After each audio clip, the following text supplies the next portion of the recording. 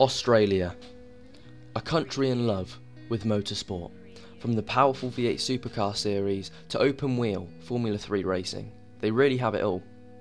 Due to their love for motorsport, it comes as no surprise that they have produced some of the greatest drivers Formula 1 has ever seen, such as Sir Jack Brabham, who won the Drivers' Championship 3 times in 1959, 1960 and 1966. More recently, Mark Webber would fly the Aussie flag in the Formula 1 paddock, and while his F1 career was full of highs, he was unable to clinch the title. In 2010, there was a new young Aussie on the scene who was battling for the Formula Renault 3.5 Championship, Daniel Ricciardo.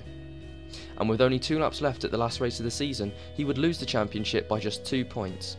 Ricciardo would then go on to race another season in Formula Renault with ISR Racing.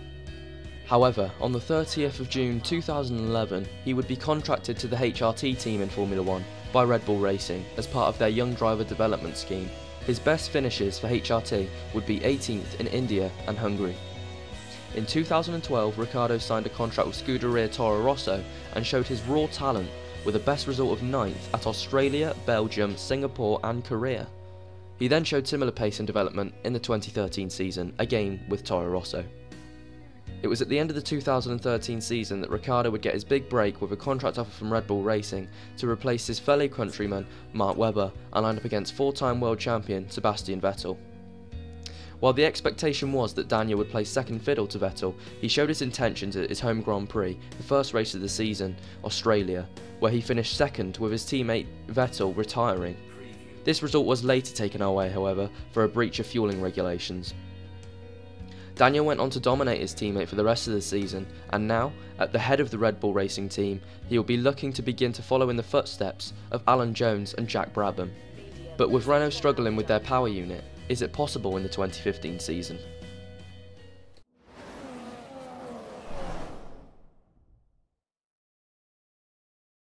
The crowd are here and they're here in numbers for the first race of the season. Welcome to the Australian Grand Prix. It's a great position for Lewis Hamilton to start the season from, and one that he'll be hoping he can capitalise on and turn into a race win today. Well, we all know that Lewis has raw speed, and if you give him a fast car, he'll win races. So if he can stay out front by the end of the first few corners, I'm sure he's going to be very difficult to beat. How does Nico Rosberg go about finding the time he was lacking at the end of qualifying in today's race? Well, he's got to stay within touching distance of the lead during the first stint and then look to capitalise as the car becomes lighter and the tyre degradation eases.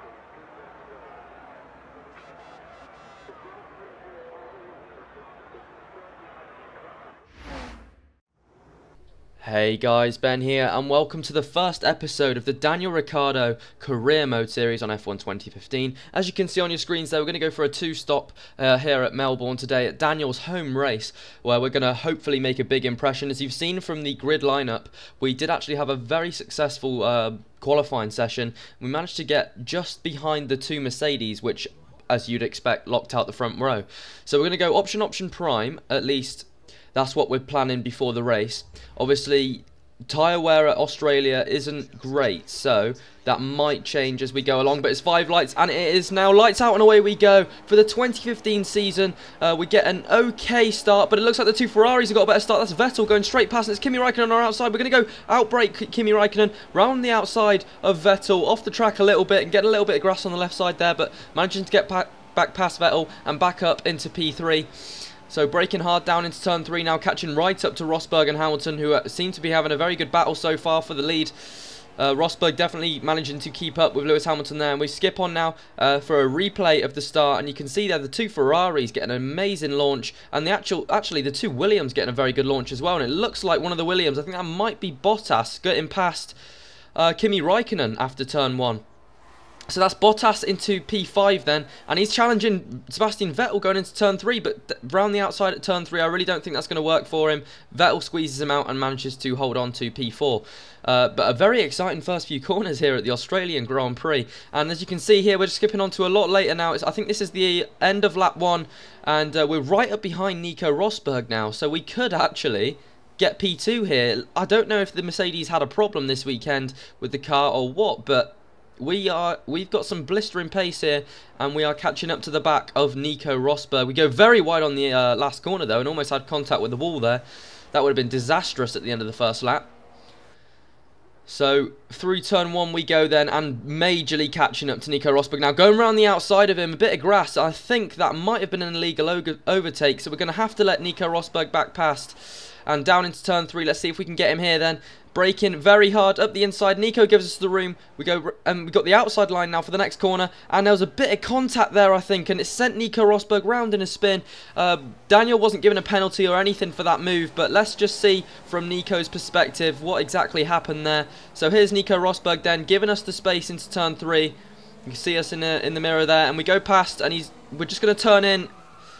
Yeah, Daniel just turned in a little bit too early on Nico there. A bit of contact with the rear wing sent him round. And skipping on to, I think this is the end of lap 3, start of lap 4, and Sebastian Vettel with the DRS absolutely flying past Daniel Ricciardo there, switching to Daniel Ricciardo on board, and round the outside, same move as on Nico Rosberg, but yet again, I think that might be an illegal overtake there, and Vettel going straight back past with the DRS. But into turn 3, let's see if we can try and pull off the same thing, but that's Bottas up next to us now, so we can't try the move on Vettel, and I think we were a bit too far behind anyway, but Bottas trying to have a go here on Daniel Ricciardo.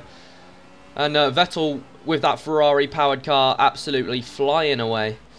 We've actually caught up to the back of Hamilton now at the end of lap 5. Vettel's got past Hamilton, and we've caught up to the back of Hamilton. Through the last corner we go then. We're going to have the DRS. Hamilton's just about got the DRS on Vettel, but he's way too far behind to have a go at him. And coming up to turn 1 then. See if we can get a good run through here into the second DRS zone. There's a bit of contact there with the rear of Hamilton's car, and into the second DRS zone, then turning on the DRS and trying to get as much speed as we can down to turn 3. See if we can do what we did to Nico Rosberg. We're going to dive bomb, massive lock up from Daniel Ricciardo, and Hamilton might have the undercut there, but no, he's actually pulled out of the move, and looks like Daniel Ricciardo's got P2. So amazing driving here and great battling with Lewis Hamilton, and Daniel Ricciardo's got P2 at his home Grand Prix. He's going to be absolutely over the moon if he can finish in this position, because the Renault power unit, as I said at the start of the video, really, Renault are struggling to get that power unit up to speed. But just a replay camera here then of the first pit stop. Looks like we're going to pit a lap earlier than the original strategy said, because honestly the tyre wear on these options were terrible, because I did about 3 or 4 laps in qualifying. So we're going to go onto the primes, get the prime stint out the way. But actually, during practice, I think Daniel Ricciardo's pace on the prime tyre was actually quite good, and it was quite competitive. So he shouldn't lose too much time being on these primes, and he could actually probably stretch out this stint for about 11 or 12 laps. And if he could do that, then he could do another 11, 12 laps on another set of primes and go to the end of the race. So I think that might be what he's done. But as you saw there, Hamilton has jumped Ricciardo in the pits. So Hamilton back up into P2, and I think when Vettel pits, he actually manages to jump Vettel as well. So the undercut working very, very well and very effectively for Lewis Hamilton there. So Hamilton back into the lead of the race. But as you can see here, on lap 16, Hamilton is going to dive back in the pits after Vettel managed to pass him on track yet again. And on lap 16, Hamilton goes into the pits. So we're going to put it up to Rich, try and not let the undercut happen again with Hamilton. Try and cover it off. Put in as many qualifying laps as we can now on the primes.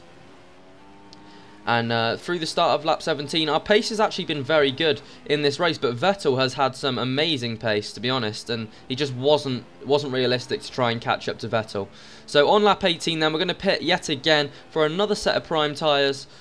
And you can see the pit crew just readying themselves there. There's a Ferrari just going out the pits. I think that's Sebastian Vettel. And you can see Kimi Raikkonen coming in behind. So he was quite lucky that Vettel was as far ahead as he was. And the Williams team coming out as well for Valtteri Bottas.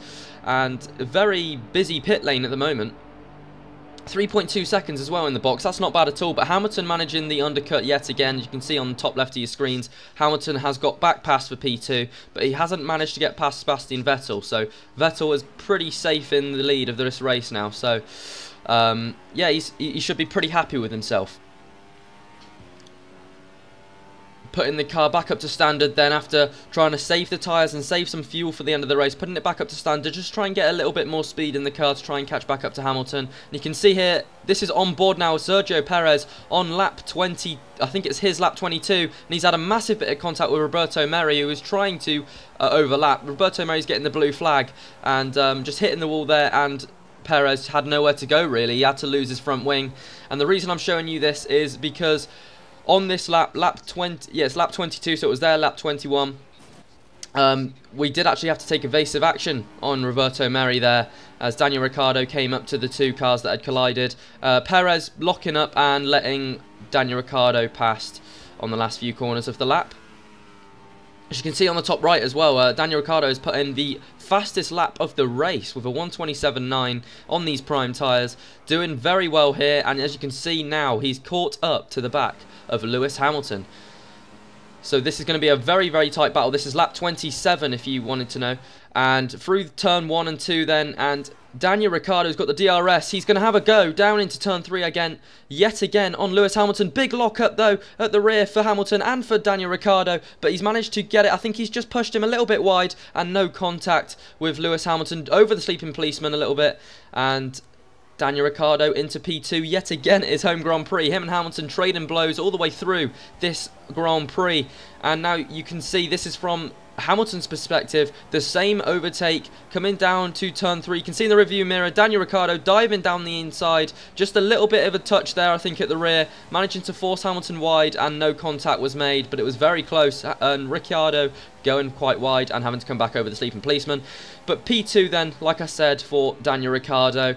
Coming up now to the end of lap 28, the start of the last lap of the race. You can see Daniel Ricciardo's actually caught up to Vettel quite a lot, but I don't think it's going to be enough to try and take the win here. And you can see Hamilton just behind, using the DRS and that Mercedes power unit to absolutely fly up to the back of Daniel Ricciardo. Daniel Ricciardo goes to the defensive line and forces Hamilton to go around the outside. He goes and breaks too deep though, and he's got not very good line. He's got a bit of oversteer. The tyre wear has pushed him wide through turn 2, and Hamilton has flown past. He's got the DRS again up to turn 3, and that looks like it might be a pretty safe P2 for Hamilton at the moment. But if Daniel Ricciardo can hook together a good last lap, he might still be able to get into P2. You can actually see the graining on the tyres as well, which is quite nice on this game actually. And tyre wear was quite a big issue for most teams around this track, I think. But we're going to follow this whole last lap, and through that corner on the brakes, Daniel Ricciardo catching massively up to the back of Hamilton.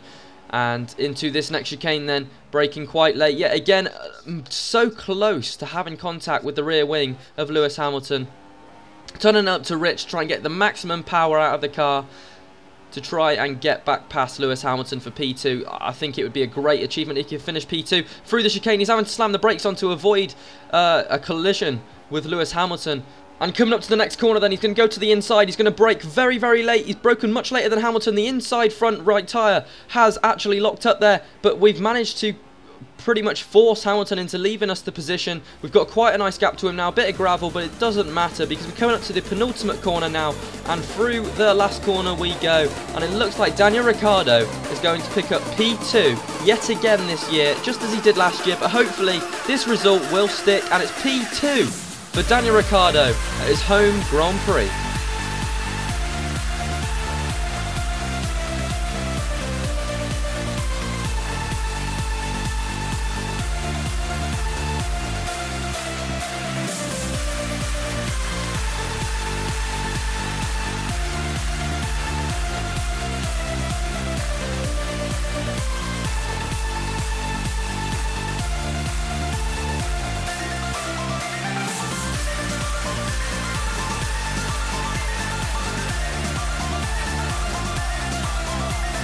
So a great race there, guys. I hope you enjoyed it.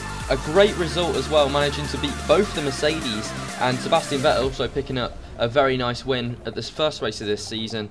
And we're going to see in a minute, obviously that's going to put us in second in the championship, but we're going to see where we are in the constructors. I don't think Daniel Kvyat, as you can see on the results there, actually scored any points. So it looks like we're in second in the constructors too.